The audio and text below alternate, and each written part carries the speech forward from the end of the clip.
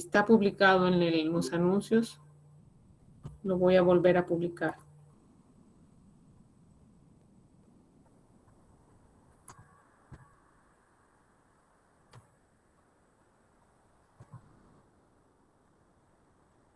Bien, vamos a ver ahora el tema de valvulopatías. Las valvulopatías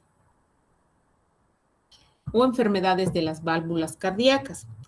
Recordemos primero que las válvulas cardíacas son como repliegues que están en el interior del corazón y que van a separar las cavidades y están formadas por repliegues del endocardio, ya que es la capa interior del corazón. Las válvulas van a servir para evitar el reflujo de la sangre, que se devuelva sangre de una cavidad a otra y se mezcle durante el latido cardíaco, ¿ya? Básicamente tenemos 4 válvulas cardíacas, 2 en la división entre aurícula y ventrículo y para los grandes vasos, para la arteria aorta y la pulmonar. Entonces, en el corazón, si quieren, derecho, vamos a tener la válvula tricúspide, que va a separar la aurícula derecha del ventrículo derecho. Y en el corazón izquierdo vamos a tener la válvula mitral, que va a separar la aurícula izquierda del ventrículo izquierdo. Y vamos a tener la válvula aórtica en la aorta y la válvula pulmonar a nivel del pulmón. Entonces, estas válvulas se cierran y se abren de acuerdo a las diferencias de presiones. Cuando aumenta la presión en una cavidad, esta presión empuja las válvulas, estas válvulas se abren y dejan pasar la sangre de una cavidad a otra, usualmente de la aurícula al ventrículo. La presión intraventricular aumenta y la válvula se cierra y evita que la sangre se devuelva a la aurícula. Y al contraerse el ventrículo, este aumento de presión genera que la válvula, ya sea pulmonar o aórtica, se abra y pase la sangre. Una vez que se ha vaciado el ventrículo hacia los grandes vasos, esta válvula también por diferencia de presión se cierra. Entonces se evita que se retorne sangre hacia el corazón. Esto se realiza en un ciclo cardíaco y continuamente estas válvulas se están abriendo y cerrando. Ahora, puede haber alteraciones estructurales en las válvulas que impiden su funcionamiento adecuado, es decir, o no cierran bien las válvulas o no se abren bien para dar paso a la sangre. Básicamente, cualquiera de las válvulas puede estar afectada, puede ser la válvula mitral, la tricúspide, la aórtica o la pulmonar, pero las más comúnmente afectadas son la mitral y la aórtica. Se pueden dar 2 tipos de alteración, los que les decía, una estenosis, es un estrechamiento, la válvula se estrecha, se fusionan sus hojas y hacen que la sangre no pase adecuadamente. Entonces, la sangre de la aurícula al ventrículo no pasa y se ejerce mucho más fuerza y la presión aumenta dentro de una de las cámaras, ¿ya? Y el segundo detalle es la insuficiencia, en el cual la válvula no cierra adecuadamente y lo que ocurre es que se devuelve sangre de una cavidad a otra, en este caso del ventrículo a la aurícula para las válvulas auriculoventriculares o para las válvulas de los grandes vasos del ventrículo, de los grandes vasos hacia el ventrículo. ¿Ya? Entonces, si lo vemos en un dibujito, la estenosis generalmente aparece en las válvulas mitral y tricuspidia. Entonces, la sangre le cuesta pasar a través del orificio y genera una mayor fuerza, ¿ya? Un aumento de la presión para tratar de vencer esto, un aumento de la presión en la aurícula y esa presión en la aurícula puede transmitirse a los otros vasos, en este caso a los vasos pulmonares, los que están por detrás. Y al estar estrechado, la cantidad de sangre que llena el ventrículo también es menor. En la insuficiencia, en cambio, lo que ocurre es que con la contracción existe fuga, ya no se cierra adecuadamente y se devuelve sangre hacia la aurícula. Entonces, esto va a generar que el corazón ya tenga que hacer más fuerza para tratar de impulsar más sangre y parte de esa sangre se va a la aurícula en la que también va a haber un aumento de la presión. O sea, estos cambios, las alteraciones en las válvulas van a generar cambios hemodinámicos también importantes. Entonces, cualquiera de las válvulas puede tener una insuficiencia o una estenosis. Si hablamos de la válvula aórtica, será insuficiencia aórtica, estenosis aórtica. Si es de la mitral, insuficiencia y estenosis mitral. Y tricúspide igual, cualquiera puede tener esas dos alteraciones. Vamos a ir describiendo una por una, sobre todo las más comunes. Dentro de las más comunes, la valvulopatía aórtica es la más frecuente de todas las valvulopatías, la valvulopatía aórtica, de la arteria aorta. Es una válvula que está formada por un repliegue del endocardio y que hace que la sangre no se devuelva de la aorta hacia el ventrículo, ¿ya? Esta válvula frecuentemente se hace recambio, es decir, cirugías de cambio de válvula porque frecuentemente se afecta y usualmente es un proceso degenerativo. Hay una degeneración propia de la edad. Los ancianos más frecuentemente la tienen y a veces tienen otras enfermedades asociadas. Ya, también puede existir alteraciones en esta válvula, no por degeneración, sino por cardiopatía congénita, una anomalía congénita, es decir, nace con esto. Dentro de la valvulopatía aórtica podemos tener la estenosis aórtica y la insuficiencia aórtica. La estenosis aórtica es más frecuente que todas. ¿Qué es lo que ocurre acá? La sangre está, la válvula está más estrecha de tal manera que la sangre le cuesta pasar al vaso sanguíneo. Esto genera que el corazón, en este caso el ventrículo izquierdo, se hipertrofie, se haga más grueso porque tiene que vencer una fuerza ya para hacer pasar la sangre por un agujero estrecho. ¿Ya? Entonces, ¿cuáles son las causas de la estenosis aórtica? Las más frecuentes son degenerativas, aunque, como les decía, puede haber patología congénita. En este caso, por ejemplo, la válvula usualmente tiene 3 hojas y en la patología congénita tiene 2 hojas, o sea, solo 2 valvas. Ya en este caso de la estenosis congénita de la válvula aórtica, no tiene síntomas, pueden ser mínimos, y los síntomas recién se manifiestan entre los 40 y 50 años de edad. Otro grupo que es de causa es la adquirida, usualmente degenerativa. Es la causa más frecuente de estenosis aórtica y una de las razones es la hipercolesterolemia. Se acumula colesterol en las válvulas, lo cual hace que ésta se endure y haga que no se pueda movilizar y se estreche. Ya también como causa adquirida está la fiebre reumática que vamos a ver más adelante qué es, pero más frecuentemente es una causa degenerativa. Entonces, ¿qué ocurre? El orificio se va cerrando, ¿ya? Y a medida que el orificio se cierra, ocurren 2 fenómenos. Uno, la fuerza de contracción que tiene que hacer el ventrículo izquierdo es mucho mayor porque tiene que pasar por un agujero estrecho. Ya es como si tuviéramos que pasar por una agujita y tenemos que hacer mucho más fuerza, ya un chorro de agua, digamos, pasar por una manguera más delgada, hay que abrir la pila con más fuerza, ¿no es cierto? Entonces, eso va a generar un aumento de la carga sobre la fuerza de contracción o la carga del ventrículo izquierdo, y esto, al hacer más fuerza de contracción, aumenta el consumo de oxígeno por el miocardio. Ya el aumento de la carga de ventrículo con una válvula estenosada, pese a que aumente la fuerza de contracción, igual el volumen de eyección, o sea, el volumen que lanza el corazón a la arteria va a ser bajo, y esto va a generar pues alteraciones también de perfusión a nivel de los tejidos. Ya tejidos de alta demanda como el cerebro pueden tener síntomas y uno de los síntomas más frecuentes es el síncope.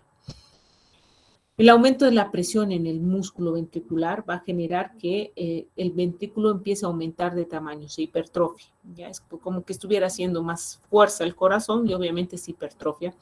Al hipertrofiarse hace que no se distienda adecuadamente, la cavidad se vuelve más pequeña y al volverse más pequeña pues hace que no se llene adecuadamente de la aurícula y esta hace que cierta sangre se quede en la aurícula y eso aumenta la presión en la aurícula. Ya esta presión dentro de la aurícula no se queda ahí, sino siempre pasa a la cavidad que está, o al vaso que está por delante. En este caso es a los vasos pulmonares, se transmite esa presión y esa presión en los vasos pulmonares genera que se escape el líquido hacia el exterior, hacia el intersticio y produce edema y congestión pulmonar. Por otro lado, la hipertrofia del ventrículo asociado a esta fuerza de contracción aumenta en el consumo de oxígeno. Esto hace que las arterias coronarias también se vuelvan insuficientes, ya hacen que no irriguen adecuadamente el corazón, lo cual hace que tenga más dificultad en producir una contracción efectiva. Y esto disminuye el volumen del gasto cardíaco y esto va a generar síntomas de angina porque no hay una adecuada contracción y el corazón también sufre una isquemia. Entonces, los síntomas usualmente aparecen tarde, no son síntomas de presión precoz. Los síntomas usualmente se relacionan con dos cosas.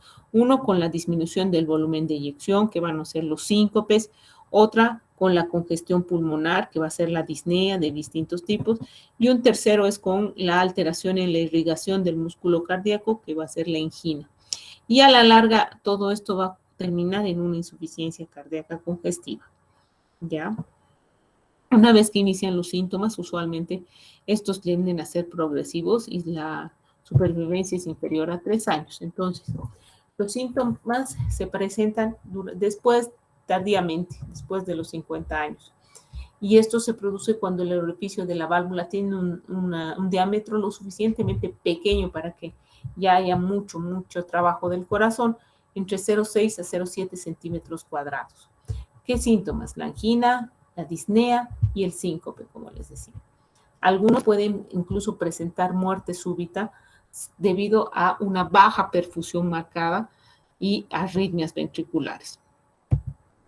Entonces, estenosis aórtica, arritmia, angina, síncope, ¿ya? En insuficiencia aórtica, en este caso, ¿qué es lo que ocurre? La válvula aórtica no se cierra adecuadamente y parte de la sangre que debería ser enviada a los tejidos se devuelve al corazón. Esto va a crear también sobrecarga hacia el ventrículo izquierdo, ¿ya? Entonces, esta sangre refluye durante la sístole y va a generar que hay una sobrecarga sobre este ventrículo izquierdo y va a hacer también que esta presión, este aumento de sobrecarga o de carga, de fuerza y de volumen se transmita a la aurícula izquierda y de esta aurícula pueda transmitirse a los vasos venosos. Entonces, ¿cuál es la causa de la insuficiencia aórtica? Igual, todas las aórticas son degenerativas. En el 30% de los casos son ancianos y son consecuencia de alteraciones degenerativas propias del envejecimiento. Sin embargo, en este grupo, la insuficiencia aórtica está asociado a endocarditis infecciosa, que es una complicación grave de una infección. Ya las bacterias empiezan a circular por la sangre y en esto que circulan, producen flujo turbulento en una válvula, a nivel de las válvulas, generan depósito de bacterias y una endocarditis, una infección del endocardio. Otra causa puede ser la fiebre reumática, que vamos a ver qué es. Otra causa, las congénitas, y otras causas asociadas a enfermedades genéticas del colágeno, principalmente el marfan, el R-stanos. ¿Qué es lo que ocurre? Aquí está la válvula, normalmente impulsa la sangre, se cierra y no debería retornar sangre al ventrículo. Entonces, va a generar dos fenómenos. Uno, primero un aumento de la presión del ventrículo izquierdo por el retorno de esta sangre y un segundo, que hay una disminución de sangre a los tejidos porque no se envía todo. Entonces, con esto, con esta disminución de sangre a tejidos, la respuesta del organismo va a ser a través de la ley de Starling, la respuesta hormonal es que el corazón debe latir más fuerte para suplir ese volumen que falta. Entonces, aumenta la frecuencia de contracción del ventrículo izquierdo y de esa manera aumenta el volumen. Pero como este corazón está ya recibiendo de por sí sobrecarga, eso hace que se vaya deteriorando progresivamente. Entonces, podemos mantener y puede mantenerse la estabilidad con un flujo adecuado por años, a veces hasta décadas. El paciente está asintomático y lo único que aparece cuando hay esto es un soplo cardíaco, ¿ya?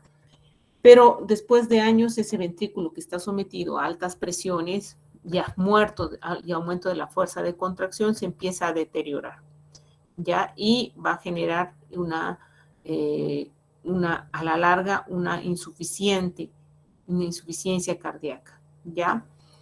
Además, la hipertrofia del ventrículo genera que consuma más cantidad de oxígeno, que a veces por el flujo mismo coronario, que es bajo por esta regurgitación de sangre, se genere hipoxia y esto genere clínica de angina de pecho, ¿ya?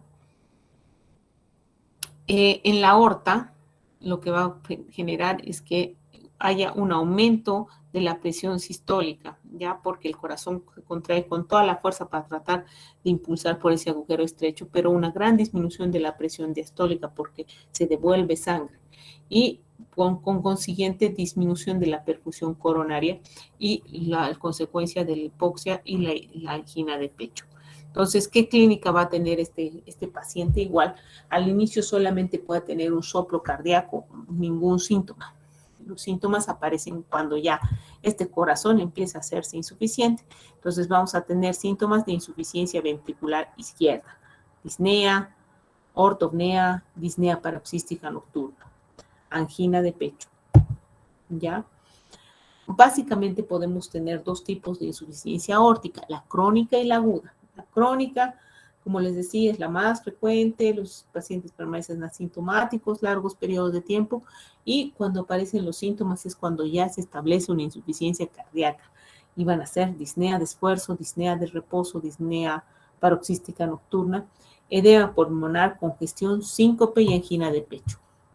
En cambio, en la aguda los síntomas aparecen súbitamente, ¿ya? Y esto se debe muy probablemente a una alteración valvular aguda. Es mucho más rara, pero aparecen más precozmente. Ya, entonces, las dos valvulopatías aóricas más frecuentes son la estenosis y la insuficiencia aórtica, y ambas tienen un terreno degenerativo. ¿Qué pasa con la válvula mitral? Es la que separa la aurícula izquierda del ventrículo izquierdo. Entonces, la válvula mitral igual puede tener insuficiencia y estenosis. Vamos a hablar primero de la insuficiencia. La insuficiencia mitral es, como en los otros casos, una alteración en el cierre de la válvula mitral y que se devuelva sangre hacia la aurícula izquierda. Y el ventrículo izquierdo se empieza a hipertrofiar, empieza a crecer porque le exigen que mande más volumen y no tiene. Y además, en la aurícula, como recibe más sangre, empieza a dilatarse y aumentar la presión, y esta dilatación y aumento de presión se transmite a los vasos venosos. Esta insuficiencia usualmente no es de evolución aguda, se instala lentamente en los síntomas ya hasta que el corazón se descompense. ¿Cuáles son las causas de insuficiencia mitral? En realidad las causas son varias. Podemos dividirlas en primarias y secundarias. Las primarias son aquellas que aparecen de la nada y las secundarias son secundarias a otras enfermedades. Las primarias, las más comunes, son las degenerativas, ¿ya? Y entre estas están la endocarditis infecciosa, la enfermedad reumática, también existen causas genéticas. También puede ocurrir que haya una complicación dentro de un infarto, por ejemplo, que se rompen los músculos papilares, lo cual hace que la hoja de la válvula mitral quede suelta y sea insuficiente.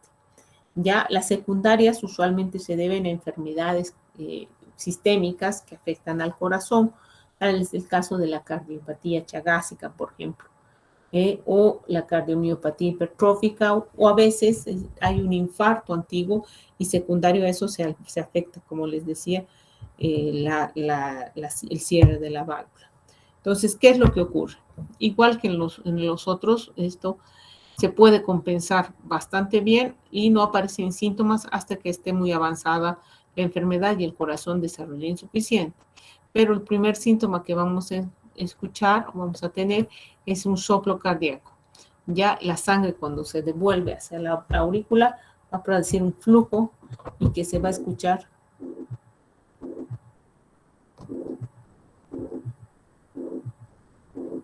así. Entonces, ese soplo cardíaco es síntoma de que hay flujos anormales en el corazón, ¿ya? Al principio solo va a haber el soplo y no vamos a tener ninguna otra manifestación.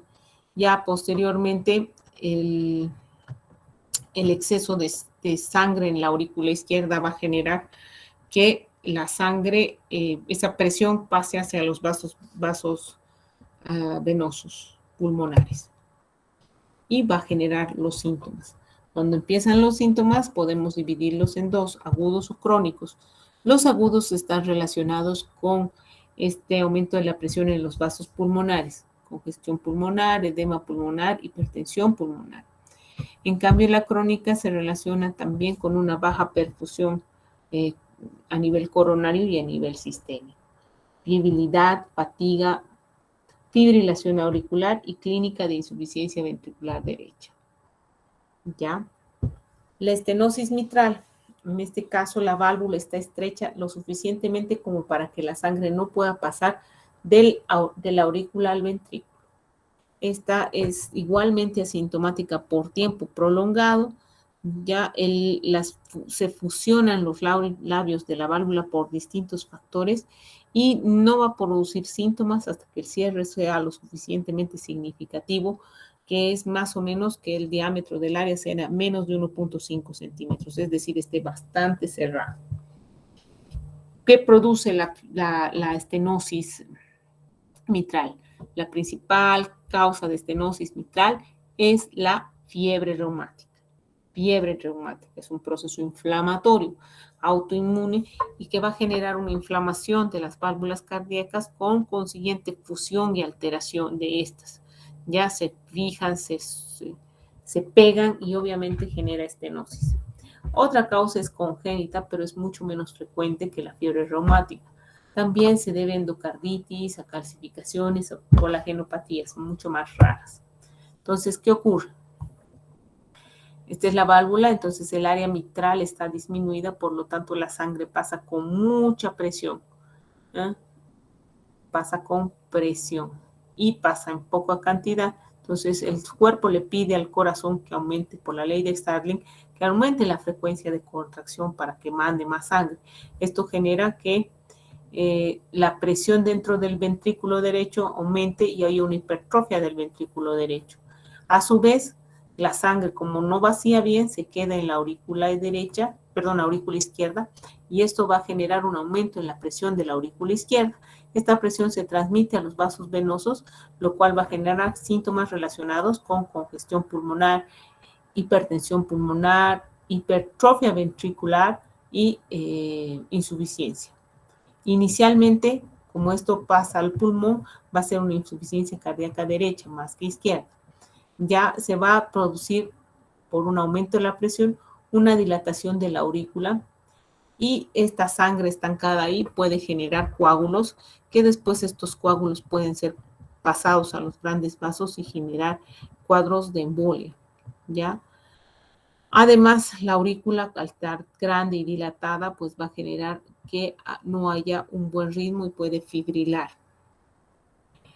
El ventrículo izquierdo, como les decía, no se llena bien y aunque le forcemos al corazón que lata más fuerte, no hay suficiente volumen de sangre, disminuye el gasto cardíaco y esto va a generar síntomas de disnea, dificultad respiratoria, síncope, ¿ya? Entonces, los síntomas, la disnea es el principal síntoma y puede ser una disnea de reposo o una disnea de esfuerzo. La hemoptisis, que puede acompañar a la disnea y es producida por la ruptura alveolar por el aumento de la presión a nivel pulmonar.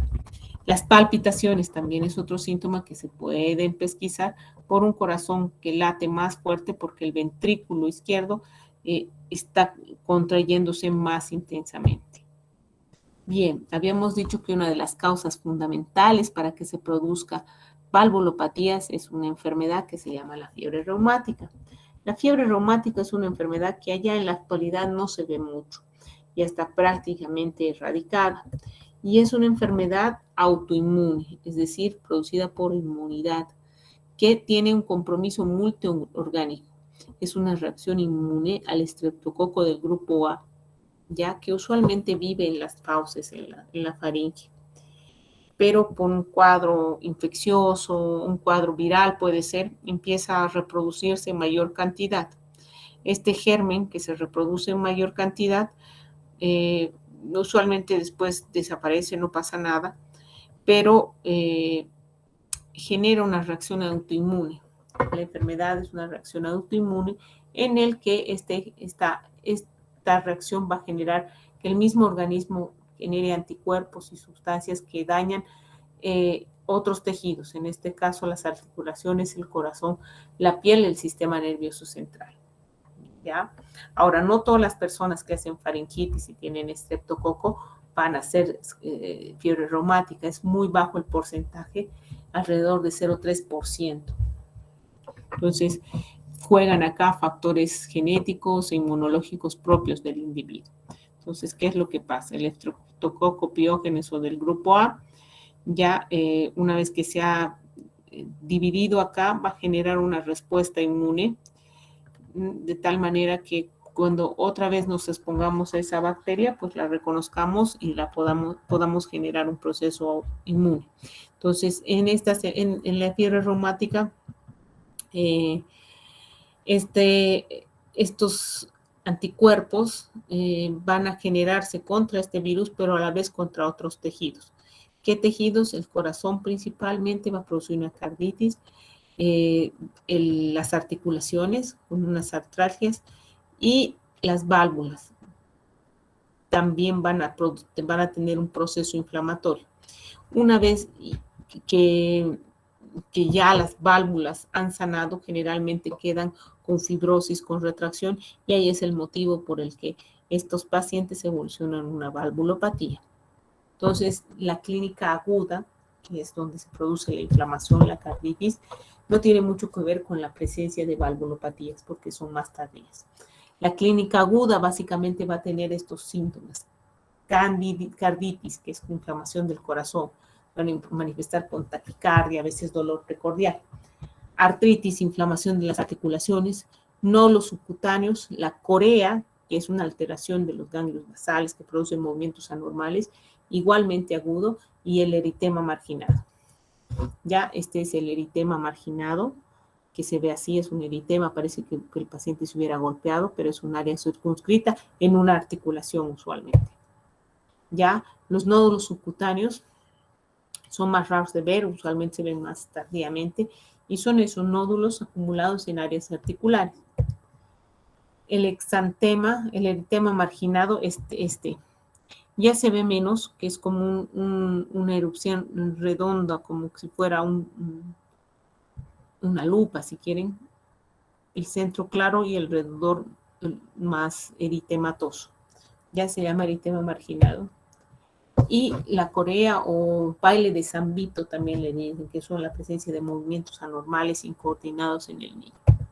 Ya la presencia de fiebre reumática en su fase aguda obliga a que las personas deban recibir un tratamiento para erradicar el germen, el estreptococo piógenos o el estreptococo del grupo A. Y eso implica el uso de penicilina.